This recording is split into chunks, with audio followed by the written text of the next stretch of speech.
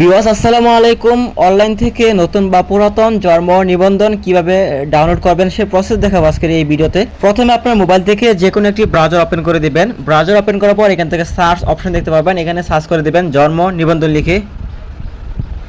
তো জন্ম নিবন্ধন লিখে সার্চ করে দেওয়ার সাথে সাথে প্রথমে আপনাদের সামনে একটি ওয়েবসাইট চলে আসবে। এখান থেকে দেখতে পাবেন বার্থ অ্যান্ড ডেট ভেরিফিকেশন একটি ওয়েবসাইট আছে। সো প্রথমে আপনি এই ওয়েবসাইটে ক্লিক করে দিবেন। সো ওয়েবসাইটে ক্লিক করার পর আপনার সামনে এরকম একটি পেজ আসবে। প্রথমে এখানে দেখেন বার্থ রেজিস্ট্রেশন নাম্বার দিতে হবে, বা দ্বিতীয়ত ডেট অফ বার্থ দিতে হবে, তৃতীয়ত একটি ক্যাপচার এখান থেকে যোগ বিয়োগ করে আপনাকে নামাতে হবে।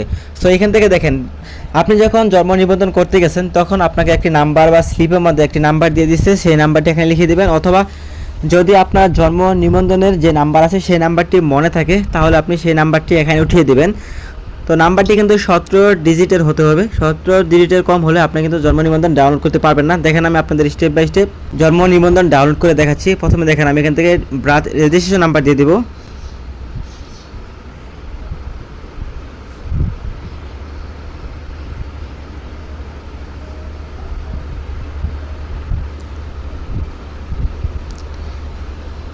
দেন তারপর এখান থেকে আমি জন্ম নিবন্ধন যে আমার জন্ম তারিখ আছে সেই তারিখটা এখানে দিয়ে দেবো।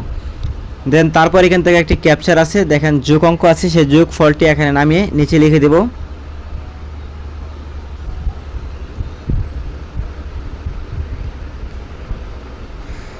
দেন তারপর এখান থেকে সার্চ অপশন দেখতে পাবেন, জাস্ট এখান থেকে সার্চ অপশনে ক্লিক করে দেবেন। সার্চ অপশনে ক্লিক করে দেওয়ার সাথে সাথে আপনার জন্ম নিবন্ধনটি এখানে চলে আসবে।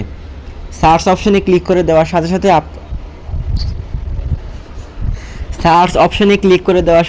আপনার জন্ম নিবন্ধনটি এখানে চলে আসবে। আপনি এখান থেকে ডাউনলোড করে নিতে পারবেন এবং আপনি দেখে নিতে পারবেন সকল কিছু ঠিক আছে কিনা।